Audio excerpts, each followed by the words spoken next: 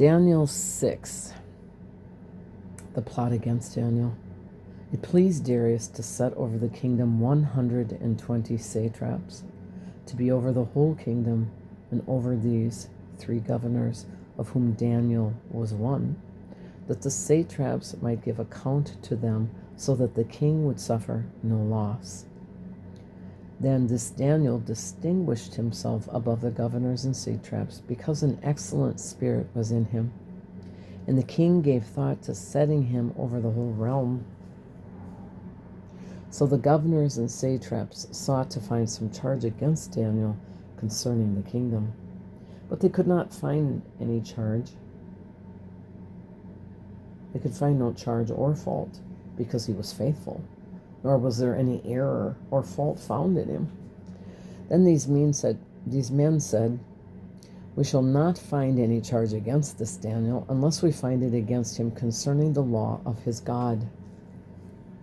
So these governors and satraps thronged before the king and said thus to him,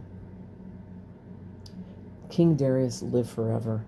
All the governors of the kingdom, the administrators and satraps, the counselors and advisors have consulted together to establish a royal statute and to make a firm decree that whoever petitions any god or man for 30 days except you, O king, shall be cast into the den of lions.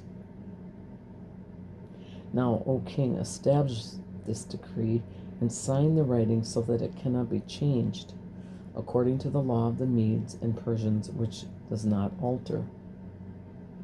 Therefore King Darius signed the written decree. Verse 10, Daniel in the lion's den. Now when Daniel knew that the writing was signed, he went home. He went into his upper room with his windows open toward Jerusalem. He knelt down on his knees 3 times that day and prayed and gave thanks before his God, as was his custom since early days. Then these men assembled and found Daniel praying and making supplication before his God. And they went before the king and spoke concerning the king's decree.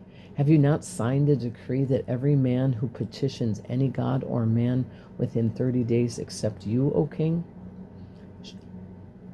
shall be cast into the den of lions?" The king answered and said, "The thing is true, according to the law of the Medes and Persians, which does not alter." So they answered and said before the king, "That Daniel, who is one of the captives from Judah, does not show due regard for you, O king, for the decree that you have signed, but makes his petition 3 times a day." And the king, when he heard these words, was greatly displeased with himself and set his heart on Daniel to deliver him. And he labored until the going down of the sun to deliver him. Then these men approached the king and said to the king, "Know, O king, that it is the law of the Medes and Persians that no decree or statute which the king establishes may be changed." So the king gave the command, and they brought Daniel and cast him into the den of lions. But the king spoke to Daniel, saying, "Your God, whom you serve continually, he will deliver you." Then a stone was brought and laid on the mouth of the den, and the king sealed it with his own signet ring and with the signets of his lords, that the purpose concerning Daniel might not be changed. Daniel saved from the lions. Now the king went to his palace and spent the night fasting, and no musicians were brought before him. Also his sleep went from him. Then the king arose very early in the morning and went in haste to the den of lions. And when he came to the den, he cried out with a lamenting voice to Daniel. The king spoke, saying to Daniel, "Daniel, servant of the living God, has your God, whom you serve continually, been able to deliver you from the lions?" Then Daniel said to the king, "O king, live forever. My God sent his angel and shut the lions' mouths, so that they have not hurt me, because I was found innocent before him. And also, O king, I have done no wrong before you." Now the king was exceedingly glad for him, and commanded that they should take Daniel up out of the den So Daniel was taken up out of the den, and no injury whatsoever was found on him, because he believed in his God. This is so incredible, because the king knew after the fact. He should have smelt a rat that they were putting this decree together, because this king, even though he's pagan, is not stupid, and he is not that arrogant. However, he went along with it because there was a portion of him that wasn't that arrogant. Overall, he's a pretty smart king, though. And so he says to Daniel, your God will deliver you.